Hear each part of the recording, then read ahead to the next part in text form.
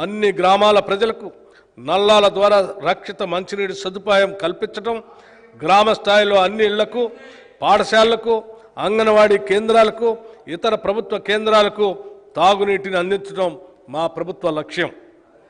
ఇందిరా మహిళా శక్తి పథకం మహిళలు సాధించిన ప్రగతే ఆ సమాజ ప్రగతికి కొలమానంగా నేను భావిస్తాను. I measure the progress of the community by the degree of progress which women have achieved.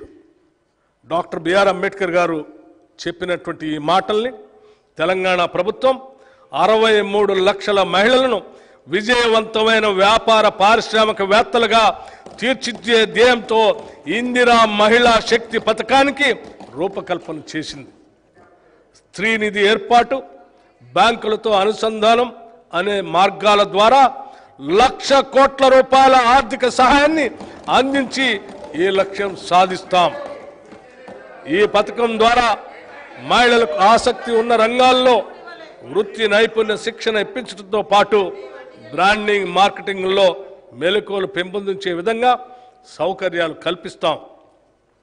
మహిళా ఔత్సాహిక పారిశ్రామికవేత్తల కోసం ఉమ్మడి ప్రాసెసింగ్ కేంద్రాలతో పాటు ప్రతి శాసనసభ నియోజకవర్గానికి ఒక ప్రత్యేక చిన్న తరహా పారిశ్రామిక పార్కుని ఏర్పాటు చేస్తాం.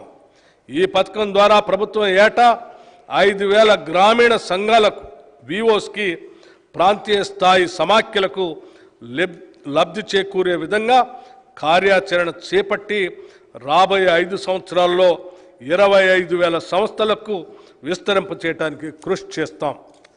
దీనితో పాటు ఇందిరా మహిళా శక్తి పథకంలో భాగంగా రుణ బీమా పథకాన్ని ఈ సంవత్సరం మార్చి నెలలో ప్రభుత్వం ప్రవేశపెట్టింది.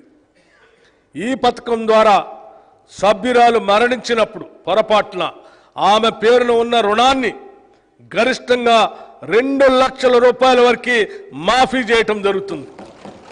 దీన్ని అమలు పరచడానికి 50.4 కోట్ల రూపాయలు నిధులు కేటాయించాం. స్వయం సహాయక సంఘాలు ఒకప్పుడు దేశంలో అగ్రగామిగా నిలిచిన మన మహిళా స్వయం సహాయక సంఘాలు కొన్నేళ్లుగా గత ప్రభుత్వ అలసత్వంతో నిధులు లేమితో కుంటుపడ్డాయి. పేద మధ్యతరగతి మహిళల అభ్యున్నతికి, ఆర్థిక స్వావలంబనకి సహాయ సంఘాలు ఎంతో ఊతమిస్తాయి. వీటి పునరుద్ధరణకు ప్రతి సంవత్సరానికి కనీసం 20,000 కోట్లకు తగ్గకుండా వచ్చే 5 సంవత్సరాల్లో 1,00,000 కోట్ల రూపాయలు వడ్డీ లేని రుణాలని అందించాలని మా ప్రభుత్వం సంకల్పించింది. ఈ నిధులు మైక్రో స్మాల్ ఇండస్ట్రియల్ పార్కుల ఏర్పాటుకు సహాయపడి మహిళల పారిశ్రామికవేత్తల స్థాయికు ఎదిగేందుకు అవకాశం కల్పిస్తాయి. ఈ పథకం ద్వారా ఇందిరా జీవిత బీమా పథకం, ఈ పథకం ద్వారా స్వయం సహాయక సంఘాల్లోని దాదాపు 63.86 లక్షల మంది మహిళా సభ్యులకి జీవిత బీమా సౌకర్యం కల్పిస్తున్నాం. స్వయం సహాయక సంఘాల్లోని సభ్యులు ఎవరైనా ప్రమాదవశాత్తు మరణిస్తే వారికి 10 లక్షల జీవిత బీమా చేయటం జరిగింది.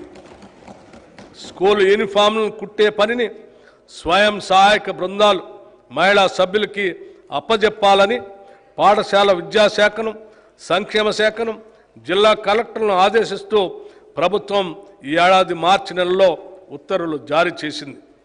మహిళా శక్తి ప్రారంభోత్సవ కార్యక్రమంలో రాష్ట్ర ముఖ్యమంత్రి వర్యులకు అందిన అభ్యర్థన మేరకు స్కూల్ యూనిఫామ్లో కుట్టు ఛార్జీల్ని జతకు 50 రూపాయల నుండి 75 రూపాయలకు పెంచడం కూడా జరిగింది.